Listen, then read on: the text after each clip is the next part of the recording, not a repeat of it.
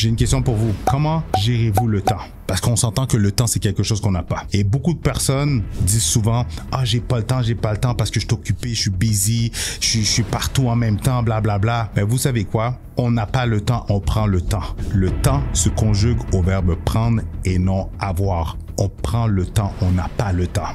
En d'autres mots, en tant que businessman, en tant qu'investisseur, en tant qu'immopreneur, en tant que quelqu'un qui veut se lancer en business ou peu importe quelle est votre situation, vous désirez faire plus d'argent. Est-ce que vous êtes parmi de ceux qui sont toujours occupés, vous êtes busy, vous êtes occupé à être occupé? Ou vous êtes effectif et productif dans le temps que vous avez. Bonjour tout le monde, bienvenue sur ma chaîne Immobilier 101 avec Christopher Salador. Dans cette vidéo, on va parler de la différence entre être occupé à être occupé ou à être effectif avec le temps que vous avez. Mais juste avant d'aller plus loin, si vous désirez vendre, acheter ou investir en immobilier, allez dans la description dans le bas de cette vidéo. Vous allez pouvoir cliquer sur un lien pour réserver une consultation gratuite et sans obligation avec moi, où est-ce que je vais pouvoir répondre à toutes vos questions. On va regarder votre situation et surtout, on va élaborer un plan d'action qui va vous permettre de soit vendre, acheter ou investir en immobilier. Alors sans plus tarder, rentrons dans le vif du sujet dans un instant.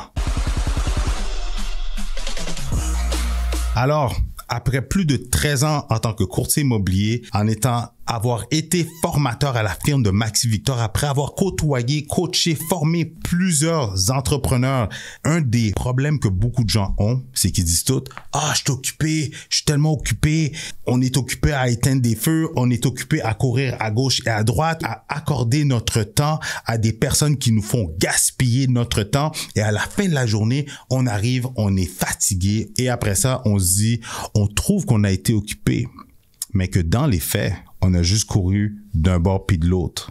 On a couru partout comme une pousse en tête. On a fait beaucoup de choses sans avoir accompli les choses les plus importantes, les choses qui auraient pu faire avancer votre business. Vous avez été occupé, mais vous n'avez pas fait les choses qui auraient pu vous rapprocher de votre objectif.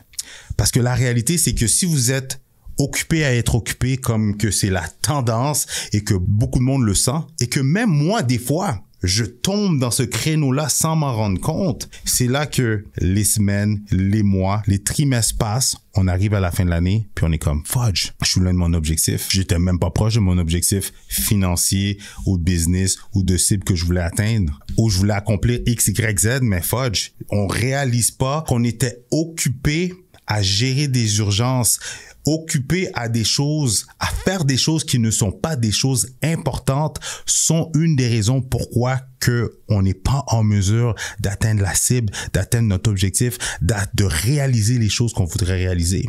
Parce que la réalité, faut faire la différence entre les choses qui sont importantes et urgentes et les choses qui sont importantes et non urgentes. Parce que vous savez quoi?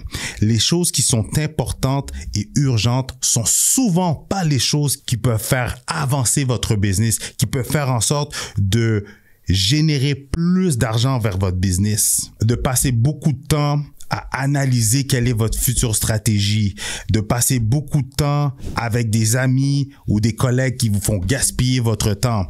Ah, ben, il fallait que je fasse mes cartes d'affaires, fallait que je travaille sur mon logo, fallait que je travaille sur mon site web, fallait que bla, bla, bla.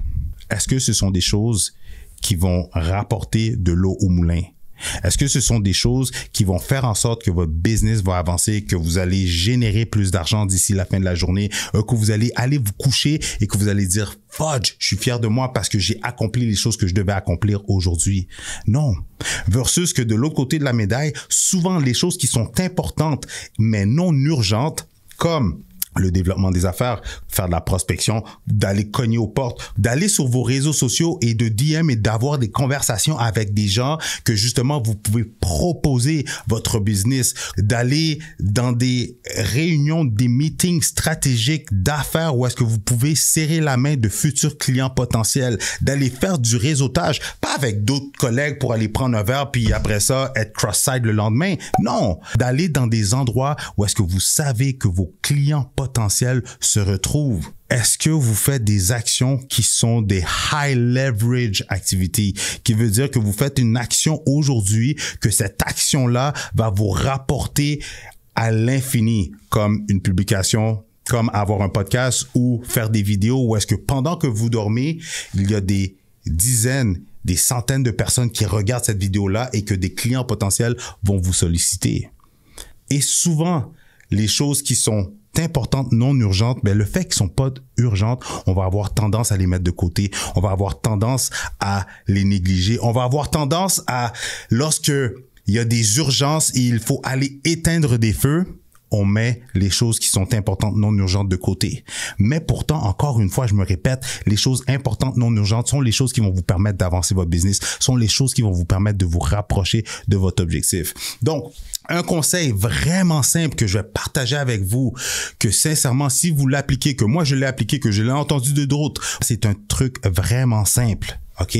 On a tous 1 million de choses à faire dans une journée. Mais dans les 1 million de choses que vous avez à faire, quelles sont les 3 choses que si vous les faites d'ici la fin de la journée, vous savez que vous avez fait avancer votre business?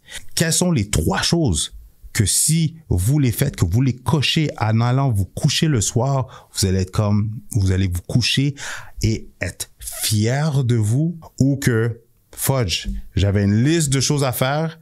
Là-dessus, il y avait 3 choses qui étaient les choses les plus importantes, mais j'ai fait d'autres choses qui n'ont pas pu me permettre de faire avancer ma business, qui n'ont pas pu me rapprocher de mon objectif, qui n'ont pas pu faire en sorte que d'ici la fin de la semaine, je suis fier de moi. D'ici la fin du mois, j'ai surpassé mon objectif. D'ici le trimestre, boum, en termes d'objectifs financiers, j'ai surpassé. Pourquoi? Parce que vous avez fait les choses qui comptaient. Vous avez fait les choses qui faisaient en sorte que votre business allait avancer. Vous avez été effectif et productif avec votre temps au lieu de tout simplement être occupé avec votre temps et de faire des choses qui ne vous rapportent rien à la fin de la journée. Sur ce, si vous désirez d'autres stratégies sur le mindset, le business ou sur l'investissement immobilier, je vous suggère de regarder une de ces 2 vidéos-là.